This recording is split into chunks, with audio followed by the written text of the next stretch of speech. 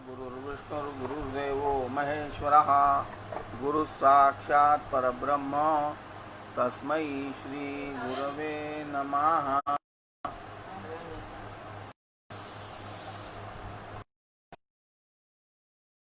सूत्र की प्रथम अध्याय की छठी कंडिका को प्रारंभ करने जा। इसमें विवाह के प्रकार और उनके लक्षणों को आशुलायन 8 भेदों को बताया गया है। विवाह 8 प्रकार के हो। ब्राह्म, पहला ब्राह्म विवाह, दूसरा दैव विवाह, तीसरा प्राजापत्य, आर्ष विवाह, गांधर्व विवाह और पिशाच और राक्षस। ये 8 हैं। ब्राह्म, दैव, प्राजापत्य, आर्ष, गंधर्व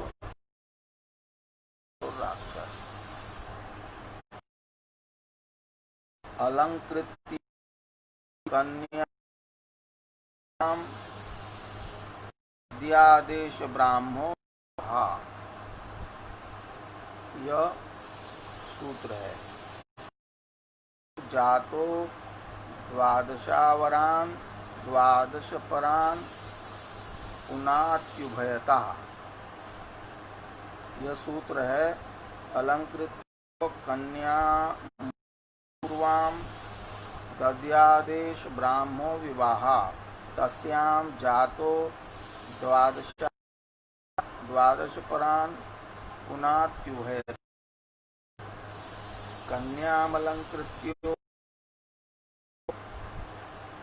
कन्यामलंकृत्योदक पूर्वान् दद्यात् एष विवाहो ब्राह्म संज्ञो भवति। कन्या को वस्त्रादि से अलंकृत करके संकल्प करके दिया जाता है। संकल्प पूर्वक वर विपर्क इत्यादि हो जाता है। उसके बाद कन्या को वस्त्रादि से अलंकृत करके वर आय मने वर को संप्रदते करके ऐसा करके कन्यादान होता है। वो ब्राह्म विवाह कहलाता है। तस्याम जातो द्वादशवरान द्वादश परान पुनात्युभयता। तस्याम कन्यायाम जातो पत्यस्यमानान् द्वादश परान पुनाति उभयतो मातृतः पितृतश्चेति इति। ब्राह्म विवाह में स्वर्ण इत्यादि अलंकृत करके संकल्प पूर्वक दान करते हैं। उस कन्या से उत्पन्न संतान और माता पिता और दोनों कुलों उससे जो संतान होती है, माता के कुल को और पिता के कुल को 12 पीढ़ी पूर्व और 12 पीढ़ी बाद तक पवित्र करती है। तते कर्मणि दद्यात् अलंकृत्य स दैवो दशावरान दशपरान पुनात्युभयता। यह सूत्र है। ऋत्विजे वितते कर्मणि दद्यात् अलंकृत्य सो दैवो दशावरान दशपरान उभयता। दैव विवाह में यज्ञ समाप्त होने के पश्चात यजमान द्वारा अपनी कन्या को अलंकृत करके उसे पत्नी के रूप में ऋत्विक को दान स्वरूप सौंप देता है। ऐसा विवाह दैव विवाह कहलाता है।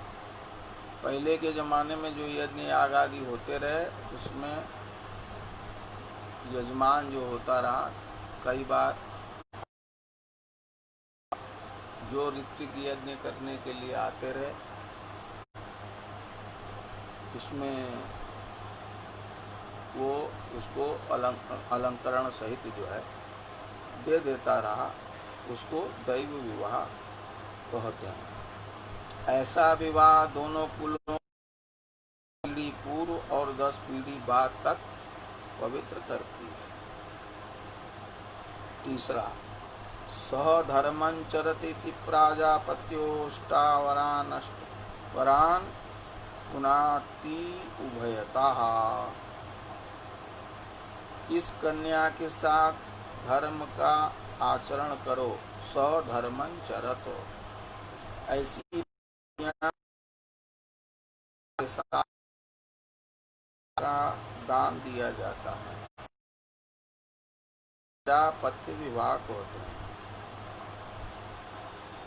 इसमें जो है सधर्मं चरतो, धर्म का आचरण करो, ऐसी प्रतिज्ञा या वचन कराने का दान होता है, होते हैं। इस विवाह से उत्पन्न संतान दोनों पक्षों के 8 को पवित्र करती है। चौथा है गो तत्वोपयश्चेत स आर्षः सप्तावरान सप्तपदी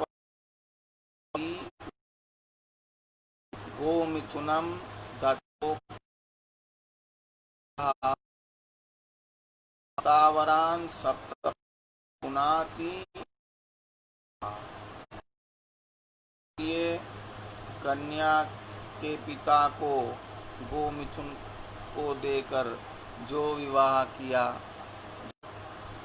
मितः समयकरणं नाम त्वं मम भार्या भव अहम तव पुरुषो भवामीति एव रूपो विवाहो गांधर्व संज्ञा। त्वं मम भार्या भव पुरुषो भवामी, ऐसा कहकर मिथः समयं कृत्वोपयच्छेद स गांधर्वः। मितः समयकरणं नाम त्वं मम भार्या भव अहम तव पुरुषो भवामीत्येव रूपो विवाहो गांधर्व संज्ञा। त्वं मम भार्या अहम तव पुरुषो भवामी, गांधर्व विवाह कहलाता है। धनेनो पतोष्योपयश्चेत स आसुरा। कन्या पितरे धनदानेन यो विवाह आसुर संज्ञा। यदि वर कन्या के पिता को धन देकर कन्या से विवाह कर आसुर विवाह कहलाता है। सातवां, सुप्तम प्रमत्तानां वापहरेत् स पैशाचः। सुप्तेभ्यो असुप्तेभ्यो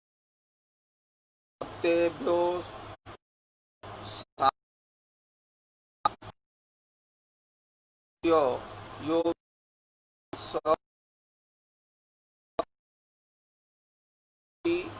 या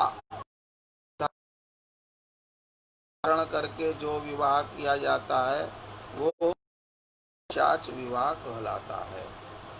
आठवां, ईर्ष्याणि रुदद्भ्यो हरेत् स राक्षसाः। युद्धं कृत्वा कन्याम् अपहृत्य यो विवाह स राक्षस संज्ञकः। यदि वर कन्या पक्ष लड़ाई झगड़ा मार काट कर उससे विवाह करता है, वो राक्षस विवाह कहलाता है। अब जो है विवाह को बता दिया गया। जो है का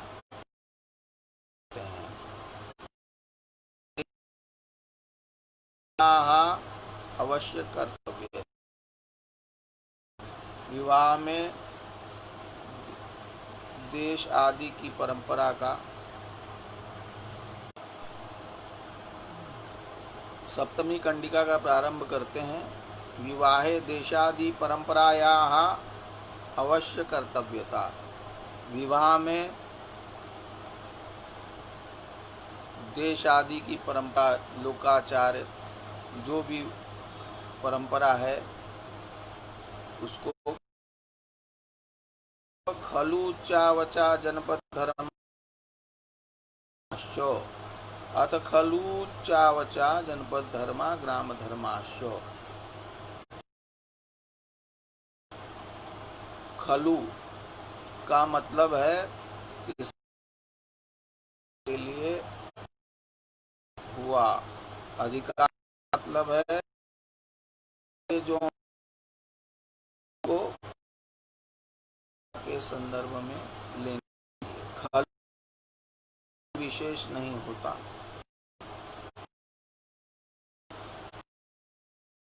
मतलब है इसके संबंध में बताएंगे उसको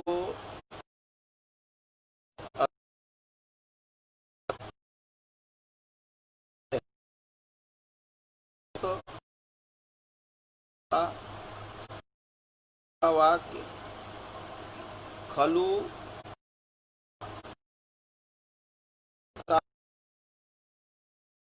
वाक्य के अलंकार के लिए खलु शब्द का प्रयोग किया जाता है। तब भी यहाँ निश्चय न किया जा सकता है कि निश्चय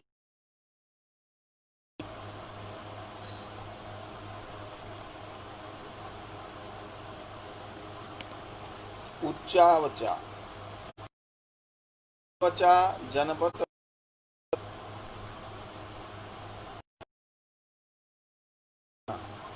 ये फिर से आते हैं, नेट फिर कट गया। अथ खलु चावचा जनपद, अथ खलु का मतलब है इसके बाद, का मतलब इसके बाद यह अधिकार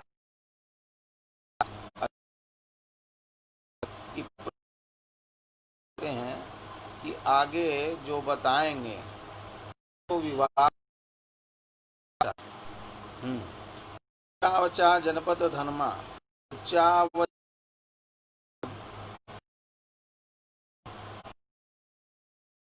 उच्चावचा क्यों कहा? इसलिए कि देश में जितने लोग हैं सबके विवाह बनारस में अलग तरह से होता है, में अलग तरह से, उड़ीसा में अलग तरह से, में एक ही है।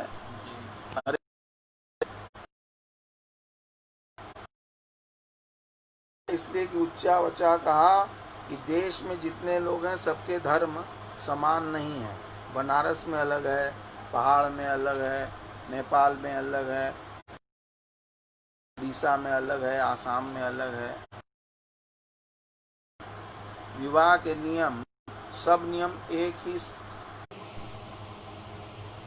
एक देश में विवाह के नियम, सब नियम एक ही हो ऐसा नहीं है। उच्चावचा विभिन्न परंपरा, विभिन्न नियम हैं। जो विभिन्नता है वो तो हम शास्त्र के अनुसार नहीं बतला सकते। कारण क्या है कि हर देश अलग अलग, हर प्रांत में अलग अलग के नियम एक से नहीं।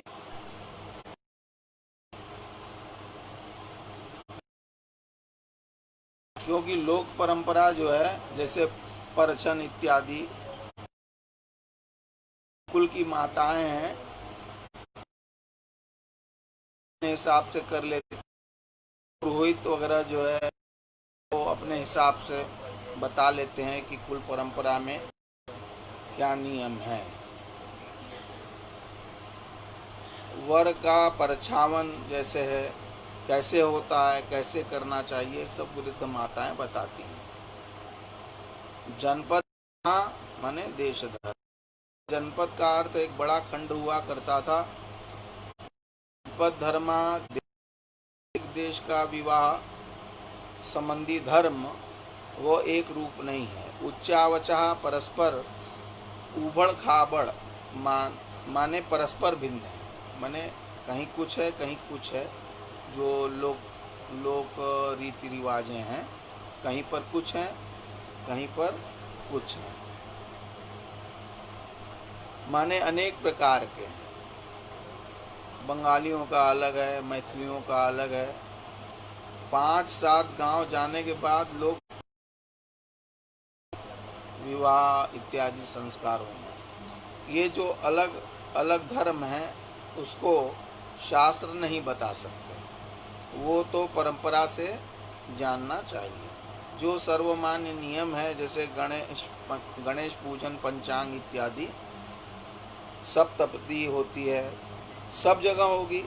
पंचांग सभी जगह होगा, चाहे किसी प्रांत में हो, बंगाल में हो, बिहार में हो, यूपी में हो, या मध्य प्रदेश में हो, गुजरात में हो, जहाँ भी हो, पंचांग पूजन सभी जगह होगा। ये सर्वसामान्य शास्त्र का नियम है, वो सभी जगह होगा। सप्तपदी है, सब जगह होगी। विवाह का जो सामान्य धर्म है वो शास्त्र बताता है। जो सामान्य धर्म है वो देश में हर जगह होगा, और जो लोकाचार की जो विधि विधान है वो प्रत्येक जनपद में अलग अलग होती है, प्रत्येक देश में अलग अलग होती है। बाकी तो अपनी परंपरा के अनुसार विवाह इत्यादि में करना चाहिए। उच्चावचा जनपद धर्मा ग्राम धर्माश्च, किसी देश का धर्म और गांव के धर्म उच्चावच होते हैं, परस्पर विभिन्न रीति से होते हैं। एते जनपद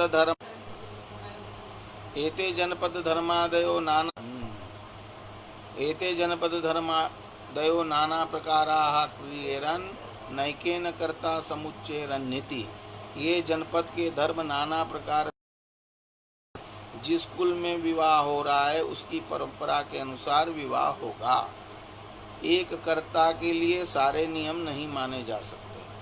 एक व्यक्ति को विवाह करना है तो व्यक्ति चाहे कि गुजरात, बिहार, हरिद्वार आदि सभी रीति के अनुसार विवाह कर ले, नहीं हो सकता।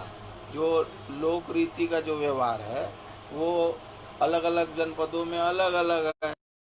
कोई एक व्यक्ति चाहे कि सभी रीति रिवाज जो हैं बंगाल, बिहार, गुजरात, आसाम सबका, तो ऐसा नहीं हो सकता। नैकेन कर्ता, एक कर्ता द्वारा संभव नहीं है। ग्राम शब्देन नगरम उच्यते, ग्राम शब्द से यहाँ नगर लेंगे। ग्राम धर्म, नगर धर्म, नगर के धर्म भी